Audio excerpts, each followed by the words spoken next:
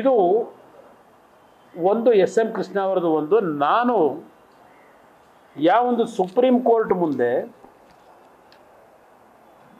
ಈ ಹೈಕೋರ್ಟ್ನಲ್ಲಿ ಸಾಯಿ ವೆಂಕಟೇಶ್ವರದ್ದು ಒಂದು ಉಳಿತಲ್ಲ ನಮ್ಮದು ತನಿಖೆ ವಿಷಯದಲ್ಲಿ 2014ಕ್ಕೆ ನಾನು ಸುಪ್ರೀಂ ಕೋರ್ಟ್ ಮುಂದೆ ಹೋದೆ. ಆ ಸನ್ಮಾನ್ಯ ಸಿದ್ದರಾಮಯ್ಯನವರೇ ಮುಖ್ಯಮಂತ್ರಿಗಳು. ಇಲ್ಲಿ ಯಾವೊಂದು ಹೈಕೋರ್ಟ್ನ ಆದೇಶ ಮಾಡಿದ್ರು ಅದರ ಬಗ್ಗೆ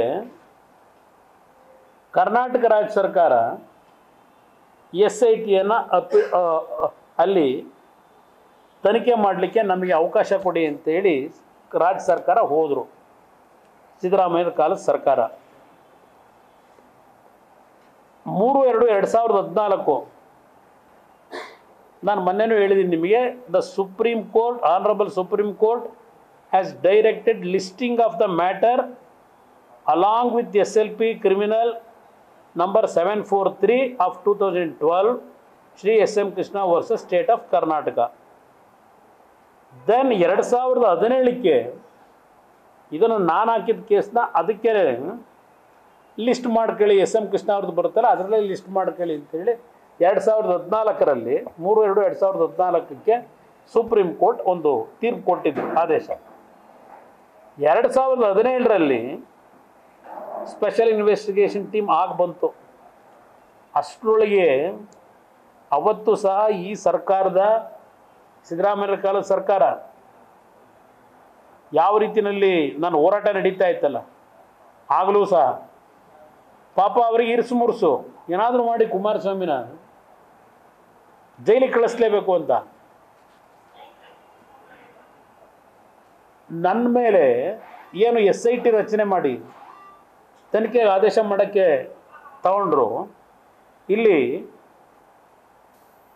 ಸುಪ್ರೀಂ ಕೋರ್ಟ್ ಏನು ಹೇಳಿದ್ರು, special investigation team to make a thorough investigation with regard to the allegations which has been made in the complaint against the petitioners. ಒಂದು ಅದಕ್ಕೆ ಕಂಡೀಷನ್ಗಳು ಹಾಕಿದ್ರು. It was further directed that the SIT shall file a report before the court in respect of the investigation, so to be carried out within a period of 3 months. 2017 ಕೊಟ್ಟಿದ್ದು from the date of order 2017, ಇವತ್ತು 2024. It was made clear that no other court shall pass any other orders with regard to these matters till the matter are finally decided by the Honorable Supreme Court.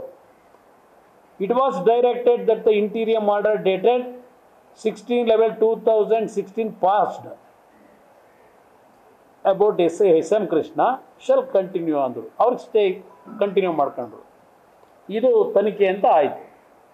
ಇಲ್ಲಿ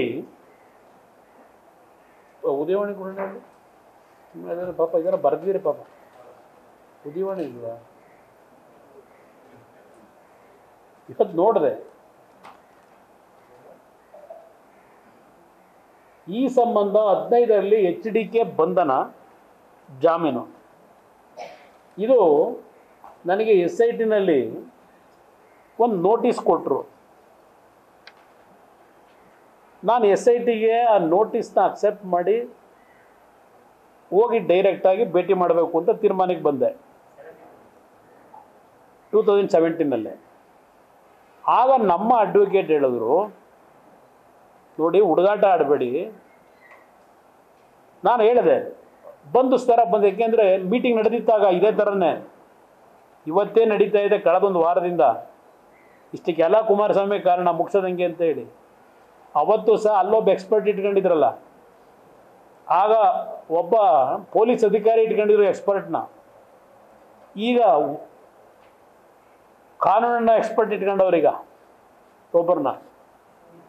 ಅವತ್ತು ಆ ಒಂದು ಅಧಿಕಾರಿಯ ಮುಖಾಂತರ ಒಂದು ದಿನವಾದರೂ ಕುಮಾರಸ್ವಾಮಿನ ಜೈಲಿಗೆ ಕಳಿಸ್ಬೇಕು ಅಂತ ಪಾಪ ಶ್ರಮ ಹಾಕಿದ್ರು.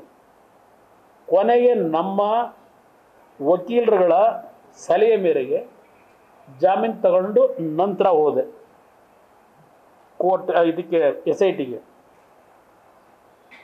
ನಾನು ಜಾಮೀನು ತಗೊಂಡು ಹೋದಾಗ ಹೇಳ್ತಾರಲ್ಲ ಅಧಿಕಾರಿಗಳು, ಸರ್ ಇದಕ್ಕೆ ಯಾಕೆ ನೀವು ಜಾಮೀನು ತಗೊಳಕ್ಕೆ ಹೋದ್ರಿ, ನಾವು ನಿಮ್ಮ ಹತ್ರ ಒಂದು ಸ್ಟೇಟ್ಮೆಂಟ್ ತಗೊಳ್ಳೋದಕ್ಕೆ ಬರ್ಲಿಕ್ಕೆ ಹೇಳಿದ್ದು ಅಷ್ಟೇ ಸರ್, ಇದಕ್ಕೆಲ್ಲ ಜಾಮೀನು ಬೇಕಾಗಿರಲಿಲ್ಲ ನಿಮಗೆ ಅಂತ ನನಗೆ ಹೇಳಿದ್ರು. ಆದರೆ ನನ್ನ ಹೇಳಿಕೆ ತಗೊಂಡ್ರಲ್ಲ, ಅವ್ರು ಫೈಲ್ ಬಿಲ್ಡಪ್ ಮಾಡಿದ್ರಲ್ಲ, ಅವರು ಎಲ್ಲಿ ಫೈಲಲ್ಲಿ ಏನು ಹೇಳ್ತಾರೆ, during the time of the reply given by Kumaraswamy we arrested Kumaraswamy and then we released ಬರ್ಕೊಂಡವ್ರ ಫೈಲಲ್ಲಿ. ಅದನ್ನೇ ಪಾಪ ಉದಯವಾಣಿಲಿ ಇವತ್ತು ಬರೆದಿರೋದು, ಕುಮಾರಸ್ವಾಮಿ ಬಂಧಿಸಿ ಜಾಮೀನು ಅಂತ. ಇದು ನಡೆದಂಥ ಘಟನೆ. ಅವತ್ತು ಏನಾಗಲಿಲ್ಲ, ಕೇಳಿದ್ರು, ಅವ್ರೇನು ಕೇಳಿದ್ರು, ರಿಟರ್ನ್ ಸ್ಟೇಟ್ಮೆಂಟ್ ತಗೊಂಡ್ರು, ಬಂದೆ ವಾಪಸ್ಸು. ಜಾಮೀನು ಇದ್ದಿಲ್ಲ, ಅವತ್ತು ಅರೆಸ್ಟ್ ಮಾಡೋಕ್ಕೆ ಪ್ರಯತ್ನ ಪಟ್ಟಿದ್ರು. ಅದು ಒಂದು ಭಾಗ. ನ್ಯೂಸ್ ಫಸ್ಟ್ ನಿರ್ಭೀತಿಯಿಂದ ನಿಮ್ಮ ಪರವಾಗಿ.